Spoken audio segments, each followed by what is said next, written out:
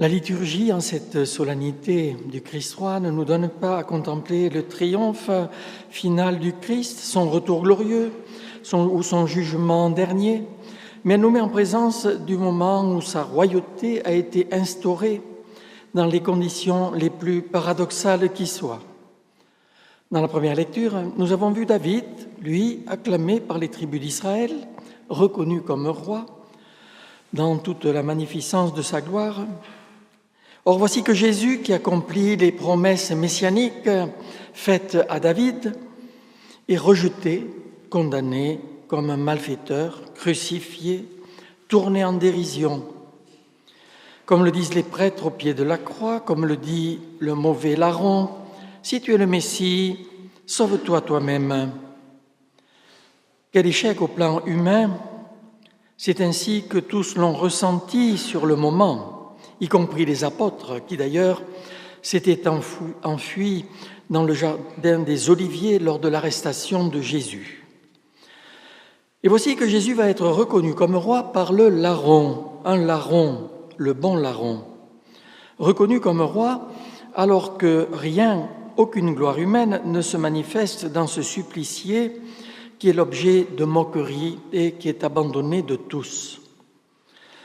Or, c'est là que Jésus établit sa royauté en donnant sa vie, dans la puissance non pas terrestre, non pas des forces humaines, mais dans la puissance de son amour et de l'amour divin.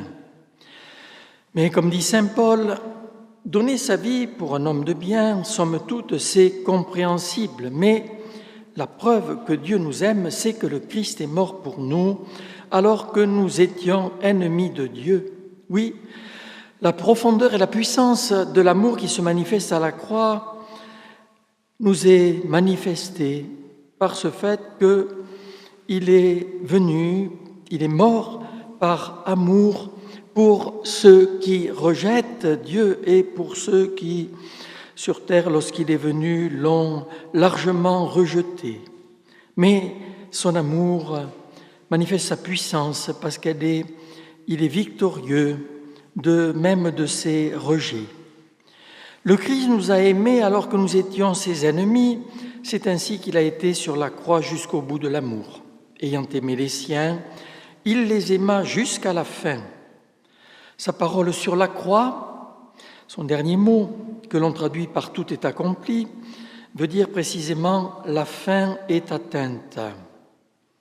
Il n'est pas devenu notre roi comme lui suggérait le démon lors des tentations au désert, au seuil de son ministère public, ni en satisfaisant nos besoins humains, la tentation des pierres à transformer en pain, ni par le pouvoir politique, la tentation des royaumes de la terre dont Satan dit avoir la domination, ni surtout par la séduction religieuse, suprême tentation du haut du pinacle du temple.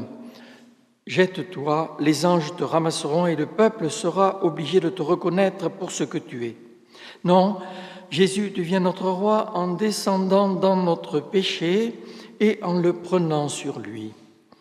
C'est la royauté la plus universelle que l'on puisse imaginer, aussi vaste que la condition pécheresse de l'humanité. La royauté sur la création comme œuvre divine, il l'avait depuis toujours comme verbe créateur. En revanche, la royauté sur nos libertés révoltées, car c'est de cela qu'il s'agit, la royauté sur notre mauvaise volonté, il devait l'acquérir comme rédempteur.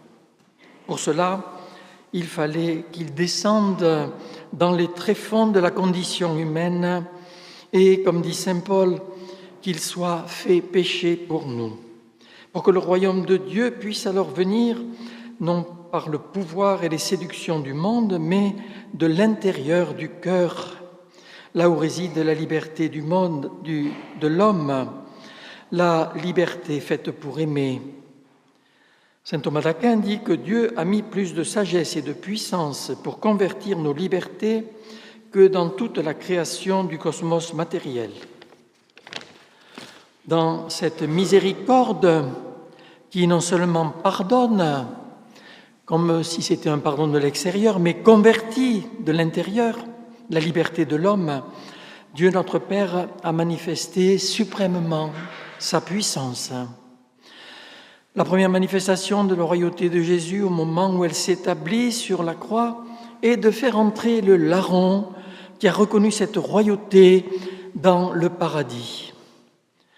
C'est dans la mesure où, comme ce larron, nous donnons dès maintenant au Christ toute notre misère et toute notre insuffisance, que le Christ peut régner sur nous, tant que tout n'est pas achevé de l'œuvre de Dieu.